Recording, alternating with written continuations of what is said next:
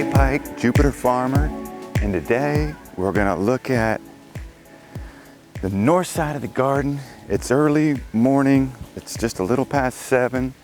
It's November the 1st, and we're walking down to the north side here, and we're gonna take a look at the soil.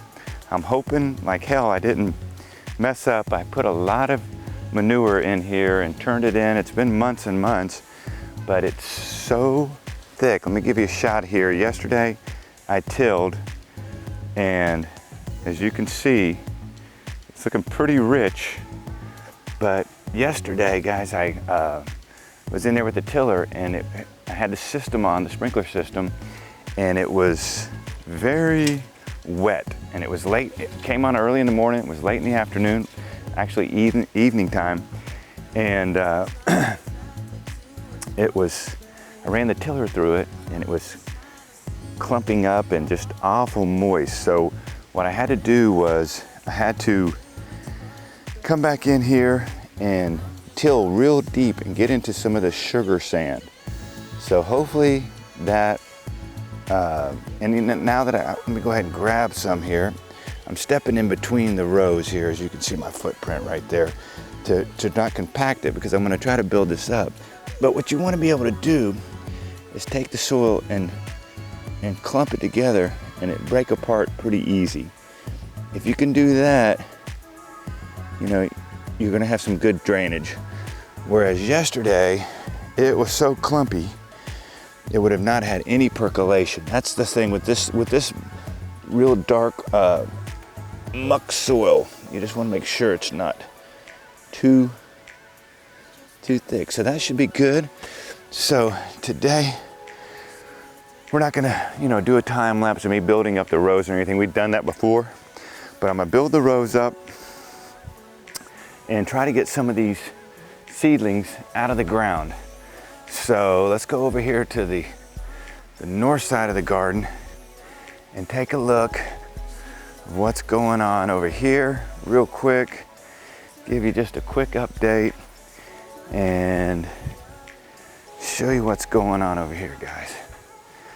So far I have not yet fixed the gate. Sunday's my day to do this stuff, guys. So here it's the tomatoes,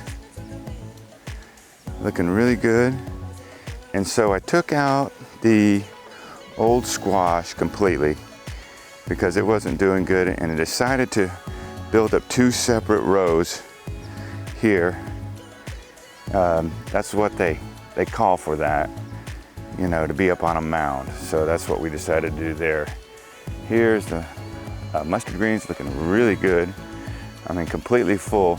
So if you do your spacing properly, you should have total coverage of the soil underneath. That'll keep your weeds under control, and all you have to do is maintain in between the beds. And then so here, we'll talk about this later, but I decided to do a system I've never done before, kind of my ideal. This whole thing is tied together, but these here were freestanding, and they actually got so tall they basically laid down, and I stood them back up, and instead of doing the cages, I decided we'll go ahead and try this out for size and see how this works. And here's another shot of the tomatoes. And I took down, obviously, the shade house. I probably was a little bit too late in getting it down, but let's go ahead and walk down through here real quick of what we got going on here. So as you can see, we got a lot of stuff that needs to get into the ground, and really, I've been so busy with the work, I haven't been able to do it like I like. I would have probably already had that other side planted out, and there's a lot of varieties that I haven't, put in the ground or haven't even started in the containers. And a lot of these things, like these guys right here, were completely wilted out, and these guys right here are the radishes. one day, and they're so, overgrown in those pots that they were wilted. But the goal is to build up the beds over there, get some of this stuff in the ground, and let's go over here. One last thing. Go ahead and give you a shot of these. These are looking good. I wish I would have come in a little tighter. Here, the spacing's pretty decent. As we get down to the end of the row down here, for whatever reason, I got off track. I guess my bed got a little wider, and all this dead space in here could be a potential problem for weeds. Whereas down at that end down there, being as tight as it is, it's going to be much easier to maintain. So here, yesterday I set these out. These are going to go in the ground, and these are a variety of bush cucumbers. So hopefully, they won't run too crazy. And then these cucumbers are the few that actually made it after I neglected planting them for so long. And this guy right here is looking good. I could probably pick that guy here. These guys are looking really healthy. These are those hybrid kale.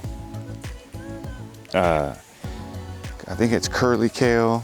And then this guy's right here. And they're looking pretty good. I think the spacing on those is going to be adequate to keep the weeds down. All you got to do is just have enough coverage to keep that soil in the dark, and you're in good shape. So, collard greens. Anyway, guys, that's it. We've got a lot of work today. It's going to be a hell of a day. So what we're going to do is we're going to try to get a lot of this material right there into the ground. One other thing I wanted to show you was what happens when you have, like, here is some purple cabbage, okay, and they're multi-clustered.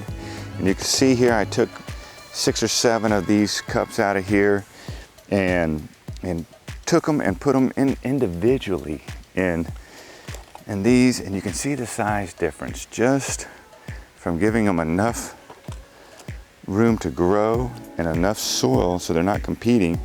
You can see here what a difference having them. So, and these guys right here are some cabbage that were planted the exact same time. Now, they don't look terrible, they don't look unhealthy, but the exact same time as these cabbage, but actually did not make it into the ground. And you can see what happened. So you definitely don't want to procrastinate. Everything looks like it's gonna be fine. Everybody's looking happy, but I guess the moral of the story is don't procrastinate on the garden. You won't get very far. All right, guys, thanks for tuning in. We'll check back in at the end of the day. Got so much I want to share with you, but time is unfortunately at a premium. I just don't have a lot of time. I'm super busy with my business. So a lot of you probably don't know, but I have a little stump grinding service, and I got a bunch of people, tree guys and landscapers are constantly, calling me and demanding my time, which is it's a good thing, but it makes it hard for me to get into the garden. So what do we got going on here? Let's take a quick peek at this. This does not look good. Yesterday I was down here. I don't have my glasses on, but that is not pretty. I'm gonna take this out of the mix here. But I also wanted to show you how to set that on the ground. These guys here had some worm castings mixed in, a little bit too thick, but they made it. These are all bell peppers here, and then we have like 5 trays. Yesterday I had these really substantially growing nice, not yesterday, but last season. And these are lacinato kale. I got about 6 trays of those, some more tomatoes, and all these things. All this stuff needs to get planted. So the reality is I want to try some varieties I haven't planted or haven't started this year that I should have had going already. So that's what the rush is right now. And that's it, guys. Tune back in for more gardening videos. I'm gonna probably, hopefully at the end of the day, do something to wrap this up, show the progress. Anyway, stay tuned for more gardening videos. We really appreciate your time. Clay Pike, Jupiter Farmer,